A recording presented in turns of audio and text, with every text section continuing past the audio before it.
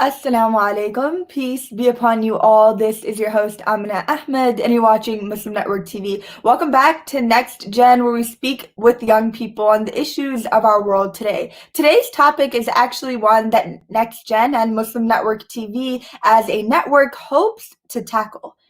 The issue of having no or misrepresentation here in the United States. With over 4 million Muslims in our population, we still don't have adequate representation. But today's episode is also even more exciting because we have with us Fatima Zaidi. Fatima was actually with us on the first ever episode of Next Gen. She's a journalist, an activist, an advocate, and a great friend of mine as well. Fatima Zaidi is a senior at DePaul University studying journalism and will be pursuing a career in broadcasting and international correspondence after obtaining her bachelor's. She currently writes for the institution's student-led newspaper, the DePaulia, and her work has been featured elsewhere as well as the award-winning magazine 14 East. She has written for that.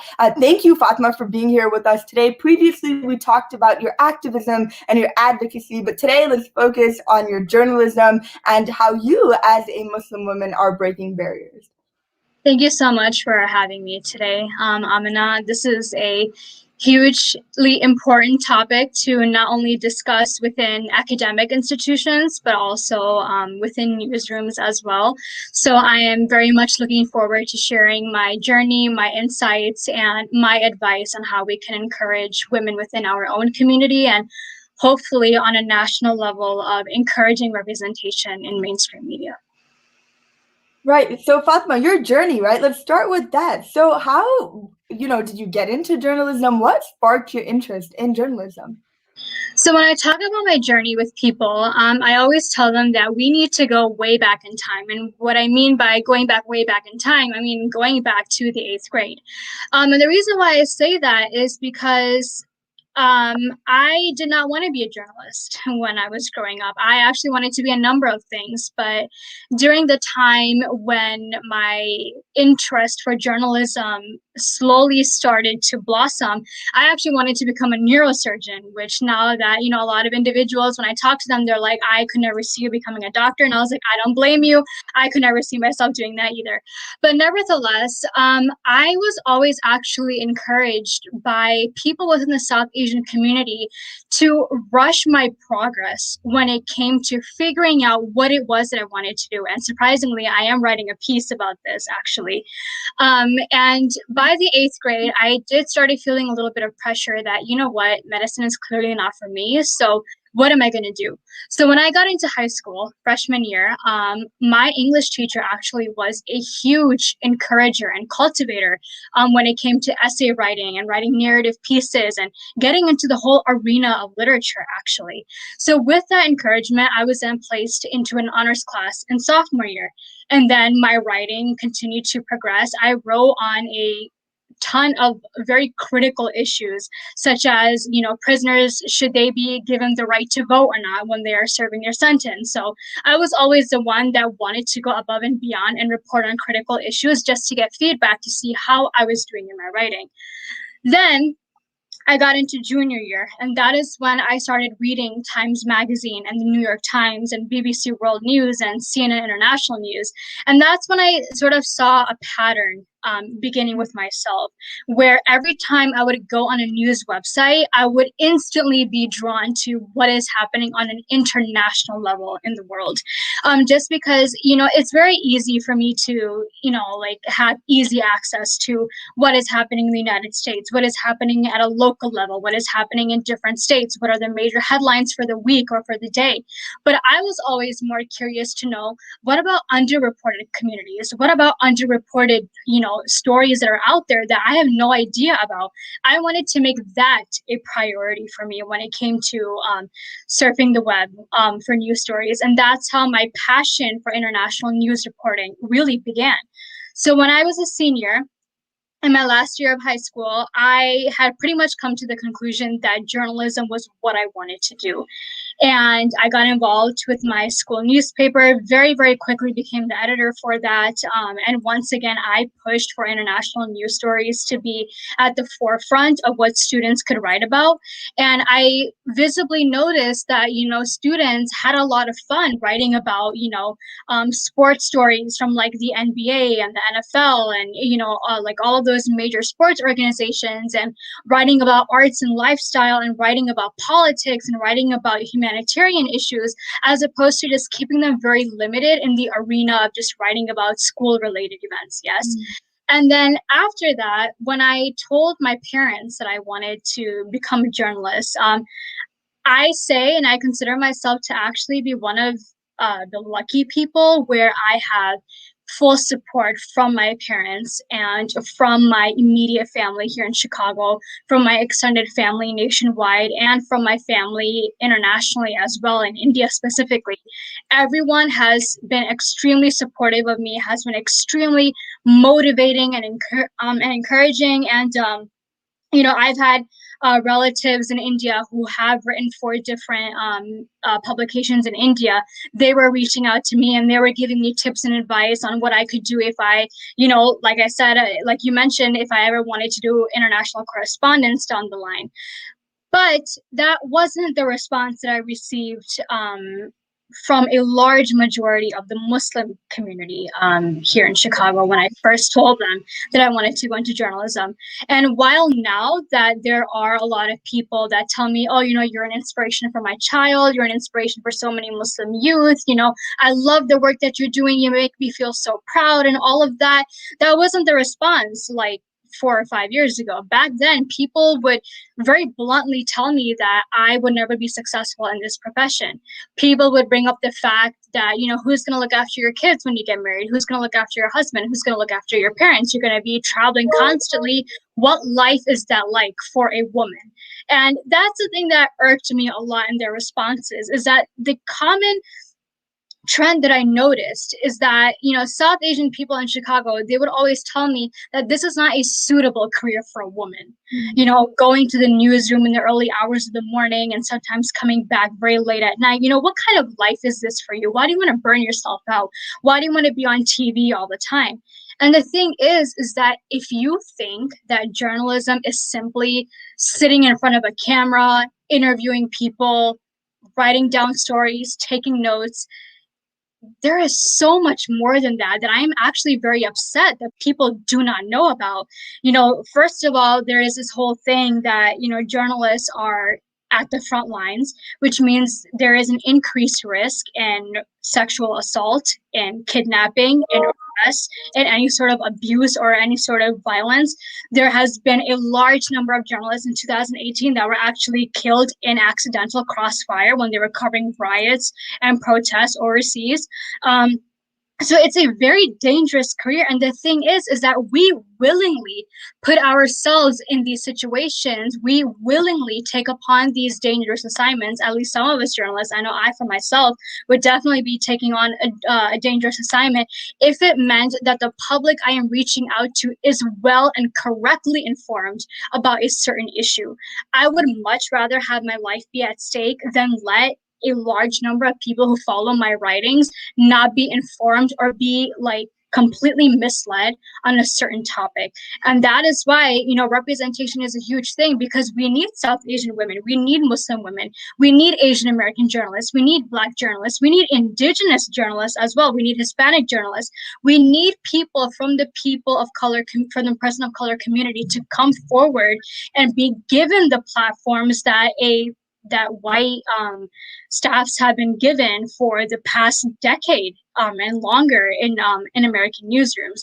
So that's sort of my journey. And now I am writing for, I am a senior, I'm writing for my institution's newspaper, and I am slowly branching out into writing for several well-known online publications.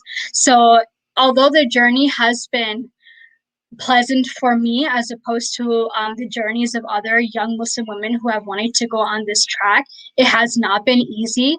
But the thing is that I have taken all of those negative experiences and using that as a positive encourager to show them that, you know what, if you believe I'm not doing any service to the world, I will gladly prove you wrong by showing you just how noble and majestic this career field can be. I'm so glad to hear that you have support from your immediate and extended family, but also extremely disappointed, but not really surprised to hear that the Muslim community was not supportive of you. And I think that there is a level of hypocrisy in that we constantly complain of not having representation, but when other people want to get into the field, we're the first ones to discourage them. But I am proud and happy that you did not listen to any of that. And it paid off. You're here where you are, even after all of that discouragement and difficulty. But Fatima, I want to talk about the issues that you cover. You from high school, from a very young age, you were interested in covering international human rights type of issues. Has that continued on to today? What type of issues do you cover today? So I've covered on a number of issues for the student publication for DePaul that I have heavily written on international issues for. I have primarily focused on India. And it was just quite surprising because when I was first getting into journalism, and I remember when family members from India would come over, and when you would talk about Indian politics, I would always say, I have no interest.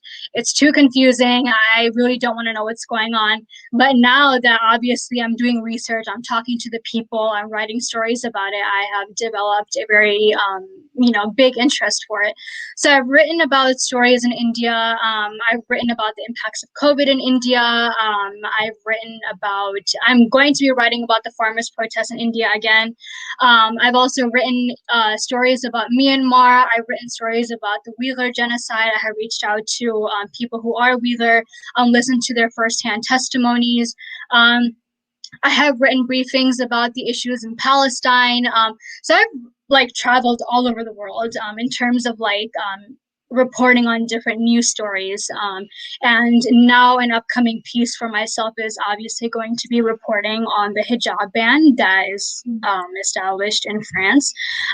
So I really don't like to limit myself when it comes to writing about different political or humanitarian issues that are occurring around the world. In fact, if I find a particular story to be a bit more challenging, I'm kind of like, all right, well, push yourself a little bit, see who are going to be the best sources for this story, or, see how much you can research before reaching out to your sources for additional help. But at the end of the day, my main focus is just to make sure that when I am writing these stories, the voices of the people within that community that I'm reporting on are elevated when it comes to students, when it comes to experts, when it comes to any sort of activist or anyone who is willing to provide comments for the story. And the cardinal rule of journalism, just making sure that everything is being reported in a fair, accurate, truthful manner, and in a very concise manner as well. So Fatma, we have seen that you cover these multiple issues, that you're able to give voice to a community that may not be written about, that may not be represented. So we appreciate the work that you're doing. Fatima, we'll continue discussing your journalism as well as how we can encourage other young people to get involved as well right after our short break. You're watching us here on Muslim Network TV, Amazon Fire TV, Roku, and Apple TV. We'll be right back.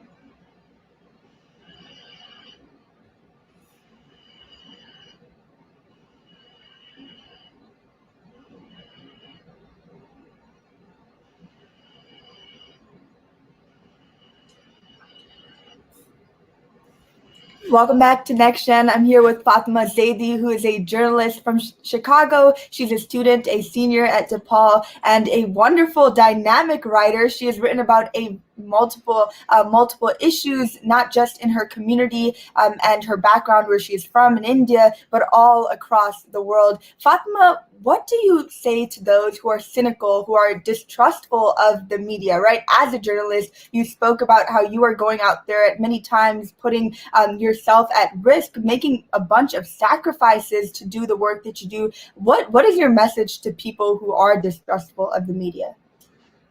First of all, I mean, the people who say the media is fake, I have had certain situations where, such individuals have sent me links to news articles, and I read through it, did my own research.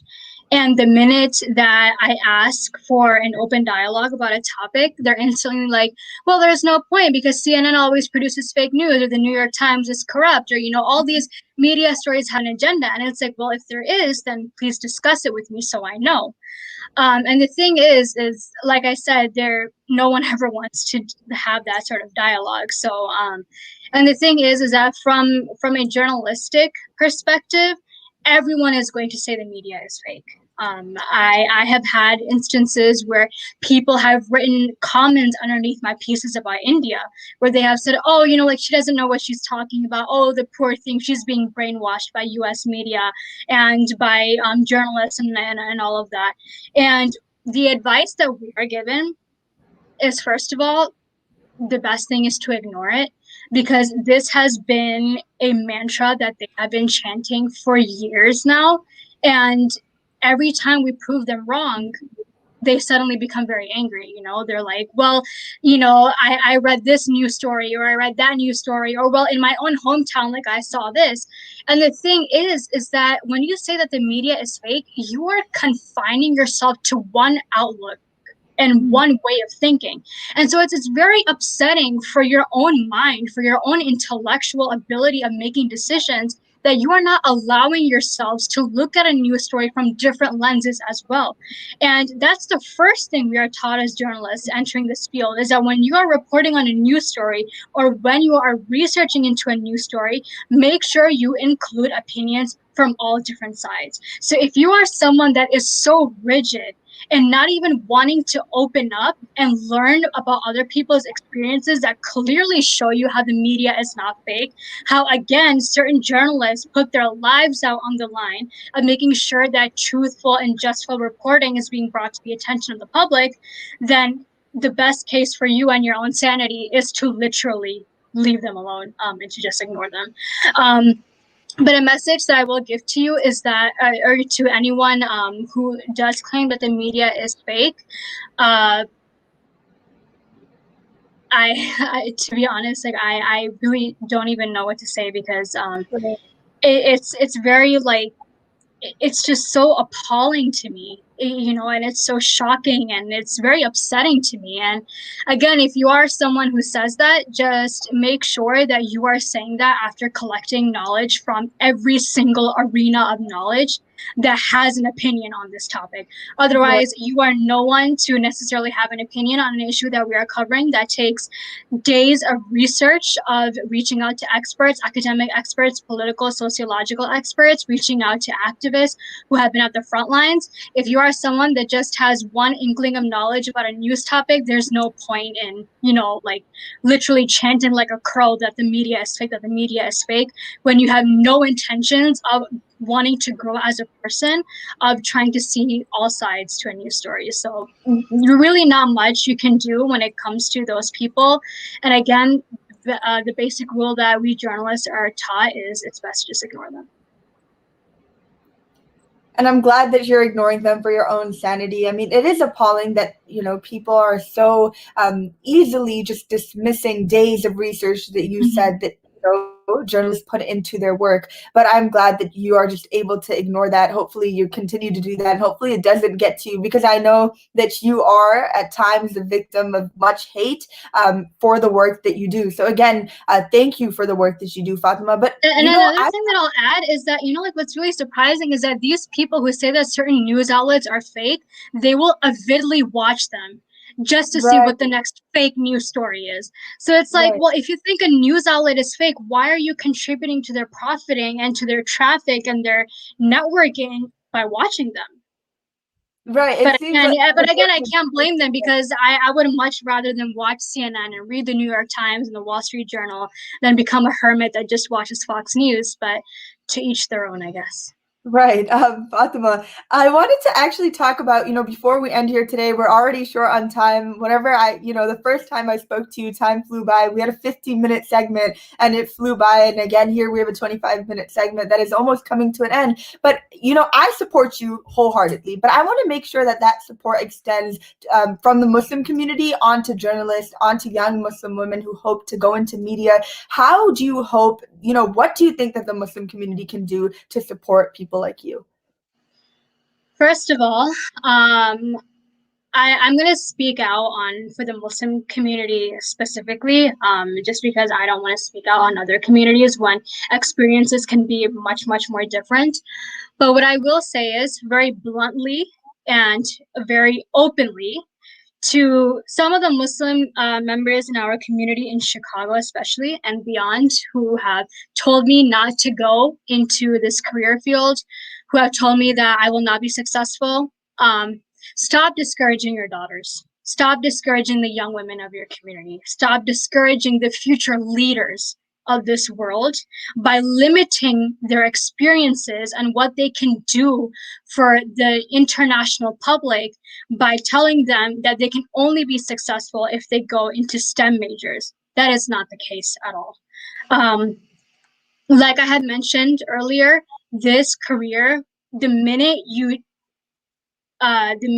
put your toes into the large ocean that is journalism, you will be hit in the face by how humble this is, by how majestic it is, by how glorious it is.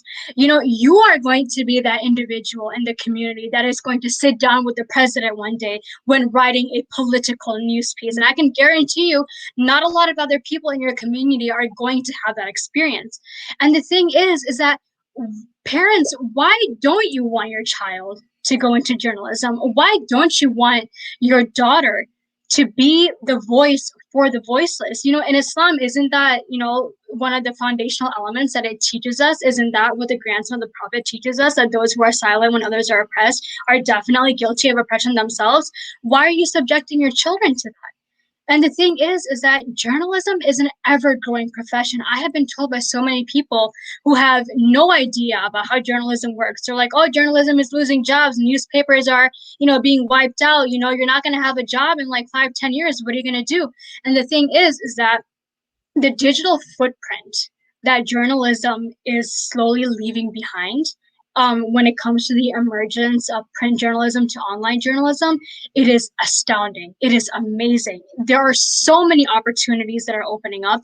And yes, it is hard, especially when you're someone that does freelance reporting. That journey is very, very troubling and very tiresome of pitching an idea to different news outlets and, answering a large range of questions that need to be answered to the editors when you're in the process of publishing a piece. And obviously, the tiresome efforts of reaching out to different people and putting together a very compelling news story, data, stats, statistics, all of that stuff.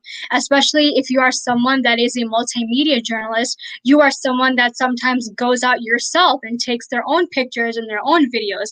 And especially if you're a broadcast journalist going out there with your own camera, with your own microphone, a one person camera crew, it is very hard, but the lasting results are amazing. And I say that firsthand because in a very short amount of time, I have spoken to people that I never thought I would ever be able to speak to in my life. I have been blessed with so many opportunities, alhamdulillah, that I know I would not have had the opportunities to accomplish had I been a neurosurgeon or had I been an electrical engineer or whatever. And one of those, opportunities includes being on this show, reaching out to Muslim women, reaching out to the next generation Muslim youth and telling them about my story. I never would have had those chances. And the thing is that and going into the whole giving advice and tips on how to get into the field of journalism, I actually have had a lot of young women that have reached out to me and asked, how can I step foot into journalism? My biggest suggestion is just go for it. No hesitations. If you love it, if you enjoy it, if you want to do it, then do it. I am there to help you. If you need sources, I will be here to give you as many contacts as you need, just as alhamdulillah, like you have also helped me on numerous occasions. If you need someone that needs to edit your pieces, I am more than happy in doing so. If you need a support system, if you need someone to confide into because your mental health is at a very low point because you're not receiving that support from your family members, from your community, I will be that support system. I would actually hate to see a young woman with so much potential not even test out the waters of journalism and immediately put her hands up and say, I quit, I can't do it. Then for her to actually go out, scope out the career, see how she likes it, find her arenas of interest, and then be like, okay, maybe I should pursue something else. And the thing is, Aminah, I have seen a lot of young women in Chicago who have said, I want to do journalism because I see you doing journalism. And I see how much you're enjoying it, and I see how much fun you're having, and I see your interest for it. But when I ask them, the response is the same. My parents would never allow it. My community would never allow it. And the thing is that when you think about it, when you go into journalism, that community is not even going to matter anymore, to be honest, because then you're going to be the person that's facing off to the entire world. You are going to be going into communities of oppression, of injustice, that have suffered through persecution. You're going to be telling those stories. They are going to be your communities of support when you elevate their voices. So again, the South Asian community will say what the South Asian community wants to say. They live on this principle that, yes, this is an issue that we need to address, but I won't do anything about it. I will make sure my children don't do anything about it, but I do expect you to do something about it. Right. And again, it's a huge unethical way of thinking. And I really am not in favor of this censorship and limitations that unfortunately Muslim women, not only in the United States, but also worldwide, are experiencing within their own respective communities. And to be honest, if you are a Muslim woman that wants to go into journalism, you need to muster up the courage now to break those barriers.